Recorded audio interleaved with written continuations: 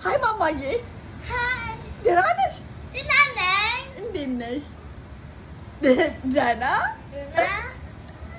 ይኸውልሽ ዛሬ ማለት ነው የቤተሰብ አባላትን እንማራለን። እሺ እሺ እኔ በአማርኛ ጠይቅሻለሁ፣ አንቺ ደግሞ ወደ እንግሊዘኛ ለውጠሽ ትነግረኛለሽ። እሺ እሺ ስለዚህ እናት ማለት ምን ማለት ነው? እናት mother ጎበዝ ልጅ፣ አባት፣ father ወንድም፣ brother እህት፣ sister አጎት uncle አጎት uncle ጎበዝ ጎበዝ፣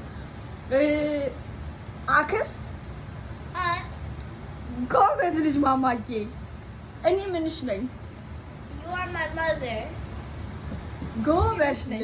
እናቴ ዳዲ ምንሽ ነው? አባቴ ኤዲን ምንሽ ነው? ወንድሜ ጎጆም ጎበዝ ልጅ። ትወጂኛለሽ? እወድሻለሁ እናቴ